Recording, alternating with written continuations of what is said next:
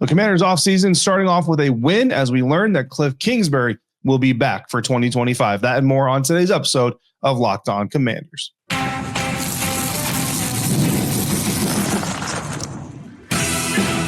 You are Locked On Commanders, your daily podcast on the Washington Commanders. Part of the Locked On Podcast Network, your team every day.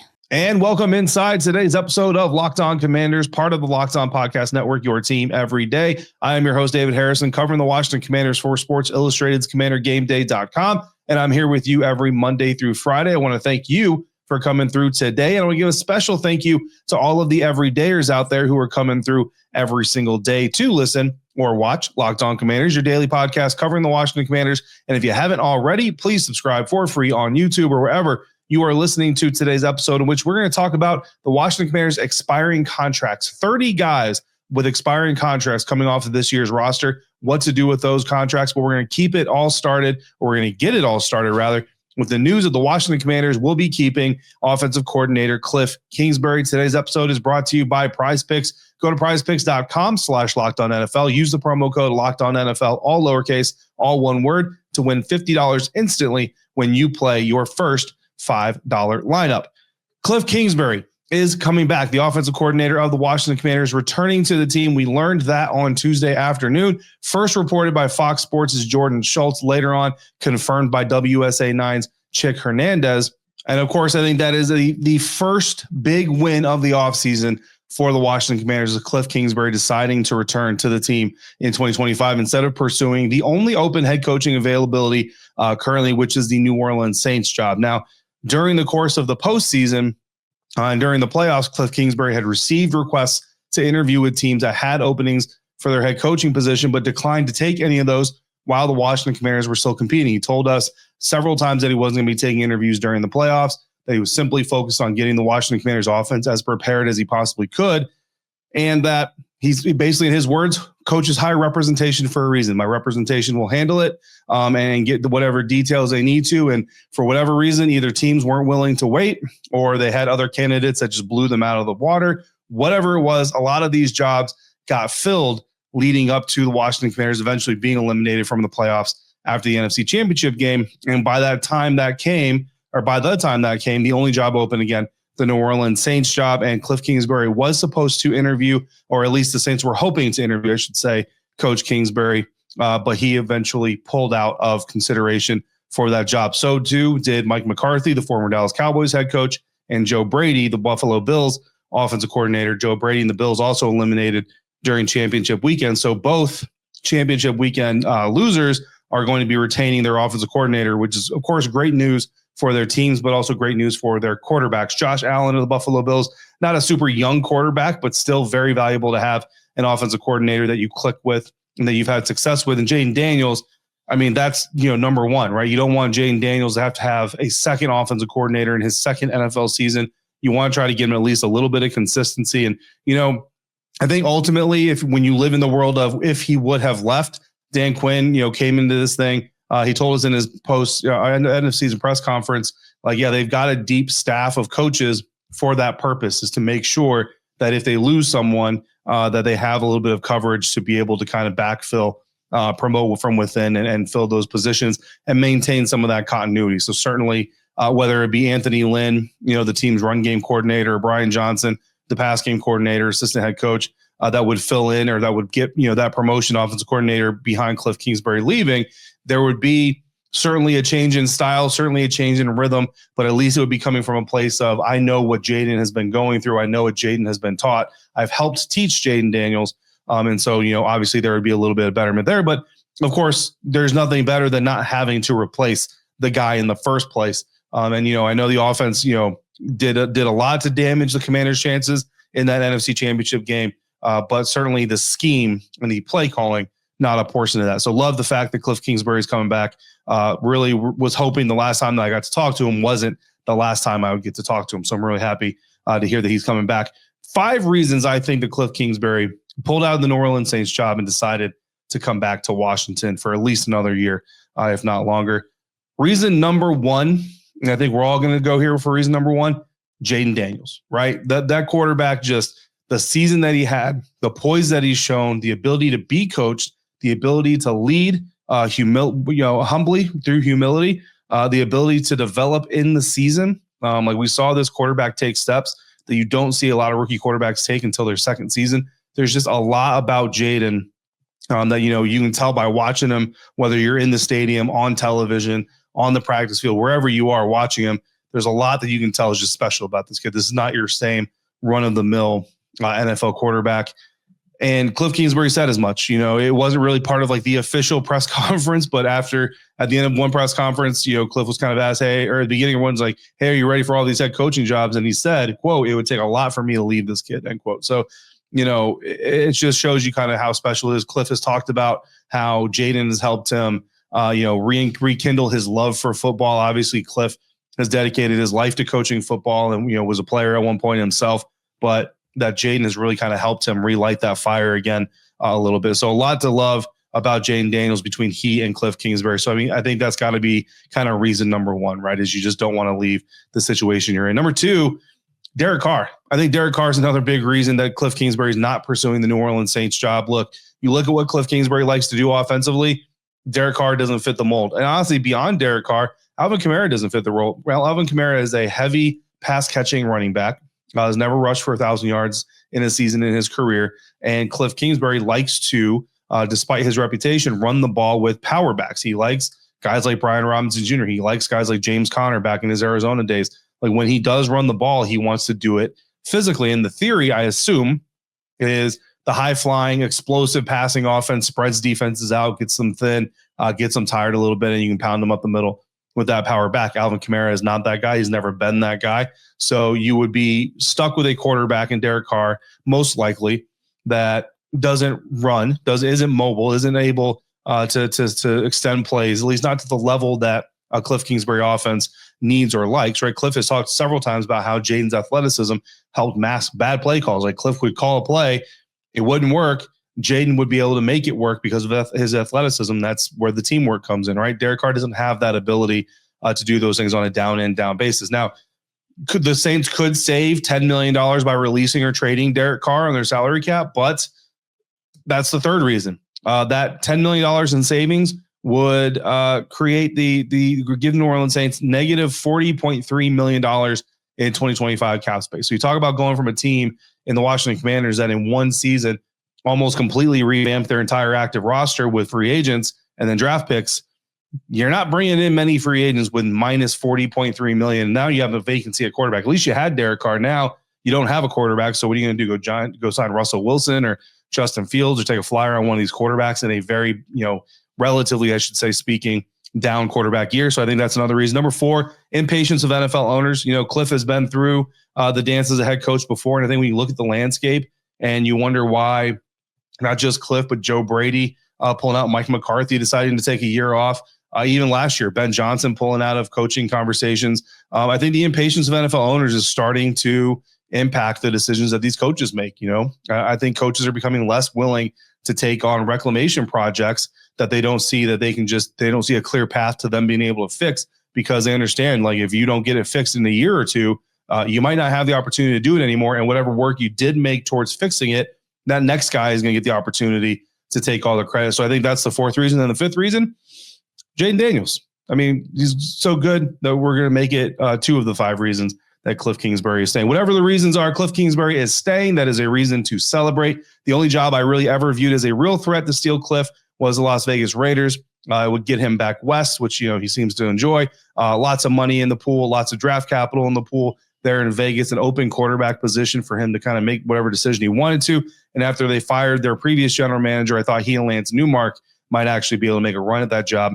But minority owner Tom Brady had other ideas, thankfully, for us. Looking at the Commanders' expiring contracts this offseason, now that they got one hurdle out of the way, they've got to decide what to do with those 30 expiring contracts. I've only got 33% of them on my list of guys that you've got to try and bring back. Two of them are kickers.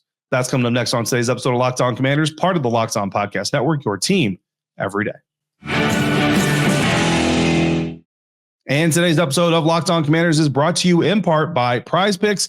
The big game is almost here, and there's no better way to make it even more exciting than with Prize Picks, the best place for daily fantasy sports. With over 10 million members and billions in winnings awarded, Prize Picks makes it fun and simple to get in on the action. So even if you don't have a rooting interest, you can do some things with Prize Picks to give you a rooting interest. Here's how it works. You pick more or less on at least 2 player stat projections. And if you're right, you can win up to 1,000 times your cash.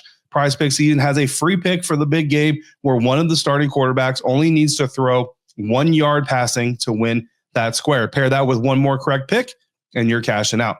Check out the promos tab to tag any of the Super Bowl Sweet Millie winners, big game lineups. If you tail a lineup that goes 3 for 3, you can win a split of $1 million in promotional funds. Download the app today. Use the code LOCKEDONNFL to get $50 instantly after you play your first $5 lineup. That's code LOCKEDONNFL for $50 instantly after you play your first $5 lineup with Prize Picks. Run your game. Taking a look at the Washington Commanders' expiring contracts this offseason, I've only got 33% of them on my list of guys that you've got to absolutely try to bring back. 2 of those guys are kickers. So we're going to talk about that next on Locked On Commanders. If you want to get even more out of the show, become a Locked On Commanders insider. Go to joinsubtext.com/LockedOnCommanders. And even during the offseason, you're going to get all kinds of information from me, opinions, analysis. You're going to be able to share yours with me. We're going to do insider influence episodes. We're going to have live insider exclusive only Zoom conferences where we talk about draft picks, talk about free agents, talk about mock drafts, all kinds of fun stuff coming up. So just because it's the offseason doesn't mean we're slowing our roll here on Locked On Commanders. Go to joinsubtext.com/LockedOnCommanders to become an insider today. You get the first 2 weeks for free to check it out and see if you want to stick around. So looking at the Washington Commanders offseason, right, as we start to dip our toe into the offseason waters, we have to look at these expiring contracts, I think, first. And you got to figure out when you're the Washington Commanders, Adam Peters, head coach Dan Quinn, position coaches, who is it that you really want to keep?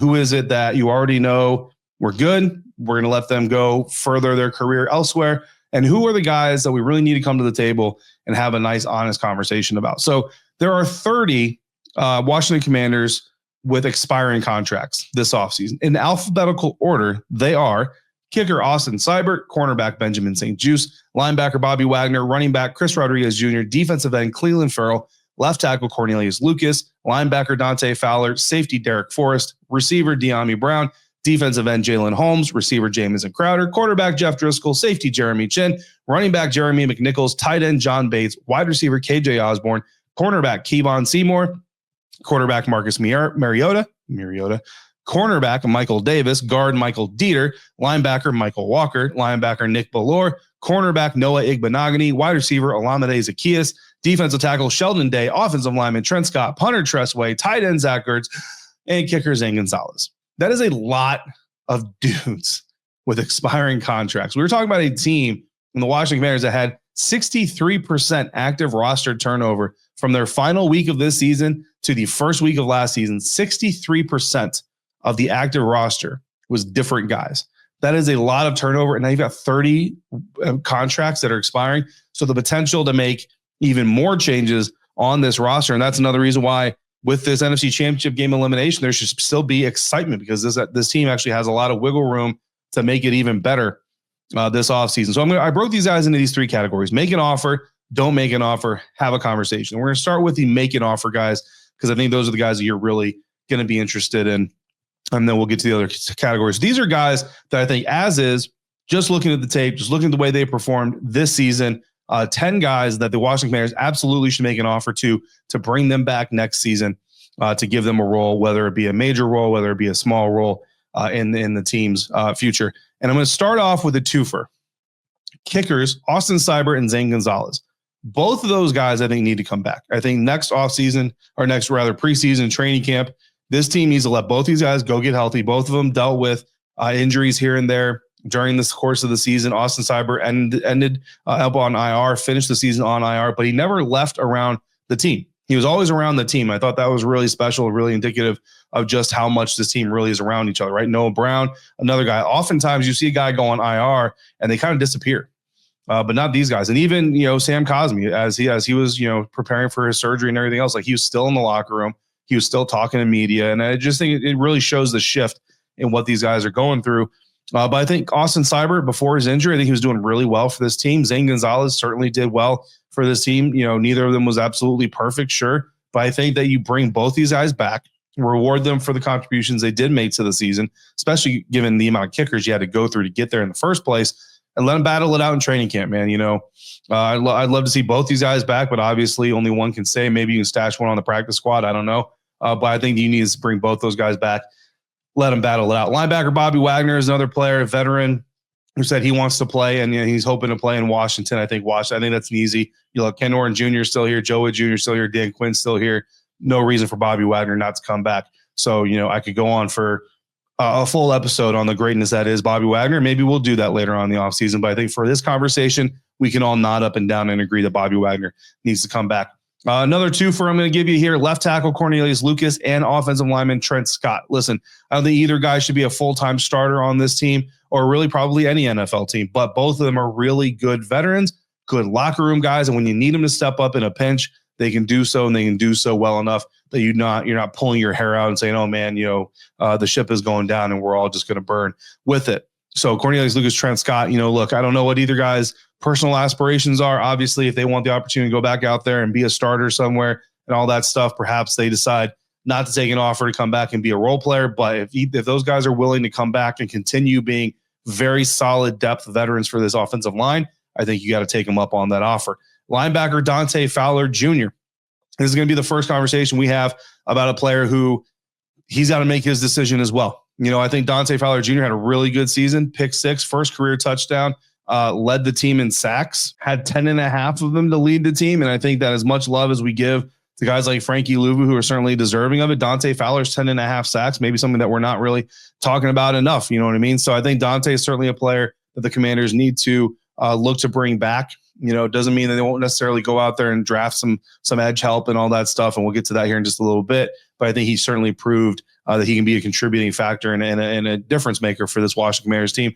So too is wide receiver De'Ami Brown. And look, he did it mostly at the end of the season, man. I mean, like without the postseason, potentially you look at this conversation with De'Ami Brown, and I think he's probably in the have a conversation about him type of realm. And even despite the fumble in the NFC Championship game, I think De'Ami showed, especially late in the stretch there, what he's capable of doing. You give him another opportunity to come back, be even better, battle out for a consistent role in this offense, and I think he certainly deserved that opportunity. So too has Jeremy Chin, and I think this is more of a slam dunk. I don't think anybody out there is really looking at Jeremy Chin and saying, nah, we can do without him. I think Jeremy Chin is a guy who came to Washington looking for a specific thing, an opportunity to play within his game, within his style, in a defense that accentuates that. He found it. This defense found a strong safety that they can work with really well.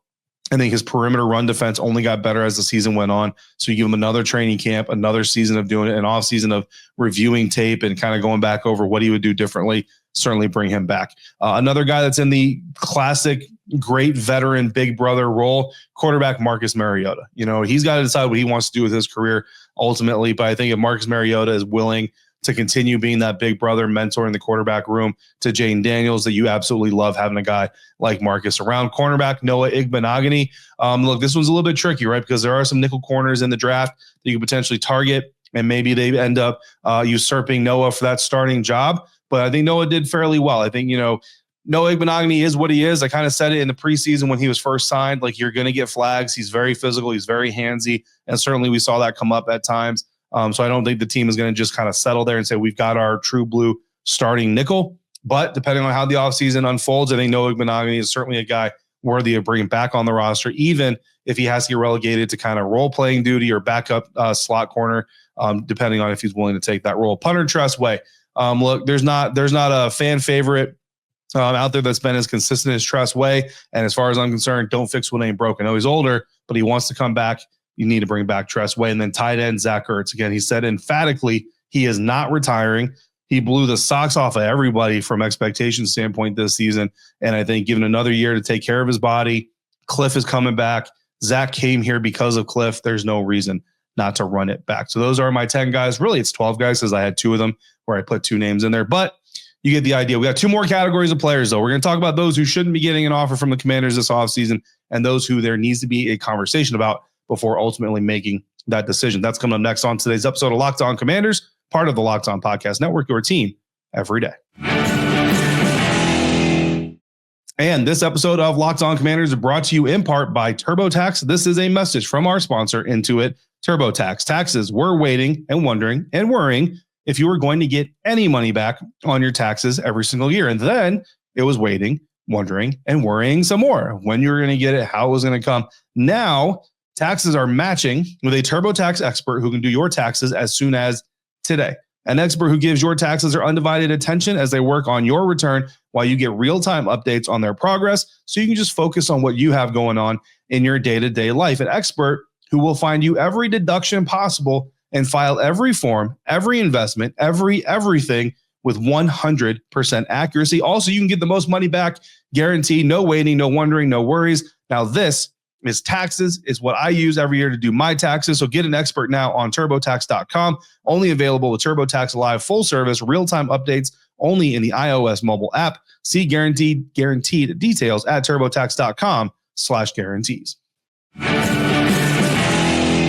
Wrapping up today's episode of Locked On Commanders, entering into the offseason. We got two more categories of players playing on, or who have played on expiring contracts, who are pending free agents this season, those who shouldn't be getting an offer from the Commanders, and those who there needs to be some conversations before ultimately deciding. So I got three guys who should not be getting an offer this offseason. We're going to do those a little bit quickly because, look, at the end of the day, none of these guys, it's any disrespect. Two of these guys have actually really enjoyed covering for years now. One of them certainly had fun covering him this year. But the first guy is cornerback Benjamin St-Juste. Another Ron Rivera guy, all that stuff is going to be part of the conversation. But ultimately, at the end of the day, Ben just does not fit the motif of what this defense wants. It doesn't fit the attitude of this defense. And what you see in Ben is something that you just don't like seeing as coaches, is the repeat mistakes, right? This isn't a situation where Benjamin St-Juste makes one mistake and then doesn't make that mistake ever again. Certainly that is the goal for every player, and that is, the effort that he's put in. And I want to make sure it's clear, like, this isn't an effort thing. It's a fit thing. I think Benjamin St-Juste still has plenty of NFL talent. I think he's going to find a landing spot, and hopefully it's a landing spot that's right for him, because I still think he has a very long career ahead of him if he can find the right situation for himself. But cornerback Benjamin St-Juste, I don't believe will be back. Defensive end Clelin Ferrell. I think defensive end Clelin Ferrell, provided a lot for this team initially. I think the run defense, the kind of holding up the point of attack, he led the team in sacks there for a little bit. But if you go back to those conversations, I even mentioned the fact that Clelin Ferrell is leading this team in sacks, not necessarily a good thing. Now, that was early, like first 2 weeks of the season, right? So it didn't last very long. But the way that this team has kind of struggled to set the edge this year, that's kind of his best feature, is his ability to hold up at the point of attack and set the edge. Did not do it all that great. Didn't really see it get a lot better as the season went on. So I just think this team needs to find a different path to go. And I think Cleveland is going to be looking for somewhere where he has the opportunity to at least compete for a starting position. I don't think that's going to be in Washington. Then safety Derek Forrest. Look, we had a lot of conversations early in the season, guys. I'm a big Derek Forrest guy. I didn't know why he wasn't getting on the field. I kind of wanted to see him get some opportunities. He was hurt during training camp. That certainly set him back. But this coaching staff, they know more than I do, and they just did not give him the opportunities to go out there for whatever reason it was. And honestly, the biggest opportunity he got was against the New Orleans Saints. And I was excited because I was like, all right, Defoe is going to make me look smart. And I mean, it didn't make me look stupid, but, not a great outing for Derek Forrest. So, I dapped him up real quick during locker room clean out. I wish Derek Forrest the best. I just don't see a path where the Washington Commanders bring him back. Certainly would not be upset to be wrong about any of them from a personal standpoint. Certainly wouldn't be upset to see either of those three guys in the locker room next year. But from the way the season unfolded, I just don't see this team retaining those three guys. And then three guys you got to have a conversation about, really four, because two of them are both at the wide receiver position, Noah Brown and Olamide Zaccheaus. You already got Terry McLaurin. If you're bringing back De'Ami Brown, you have Luke McCaffrey, which the team is going to want to invest time in. There's some other guys. We're not going to go over all 30 guys on this episode, because some of these guys are just kind of like bottom of the roster guys, like Michael Walker, exclusive rights free agent Chris Rodriguez Jr. There's no reason not to bring him back, things like that. But when you have Terry McLaurin, you have De'Ami Brown, you have Luke McCaffrey, you got draft capital to potentially go trade for a wide receiver, draft a wide receiver this offseason, then you're going to have a lot of people talking about wide receiver, T. Higgins. I'm going to talk a lot about wide receiver Chris Godwin. Whether or not the team even goes into free, JP Finley just posted an article on NBC Sports that talks about not even going into the free agent pool after a wide receiver. Certainly that's an avenue they could take. But if you're going to bring back Diami, I think bottom line is you can only bring back one of Noah Brown or Olamide Zaccheaus. And each of them brings something to the team. Each of them brings value to the team. Personally, I would probably go Noah Brown, but I don't think you then bring back Olamide, or if you go Olamide, I don't think you then bring back Noah Brown. Running back Jeremy McNichols is kind of in like this weird limbo spot, you know what I mean, where he's been effective at times, he's been ineffective at times. His contributions on special teams are there, but they're not like explosive and wonderful. He is an Anthony Lynn guy, so there's that connection there. So potentially that brings him back by itself.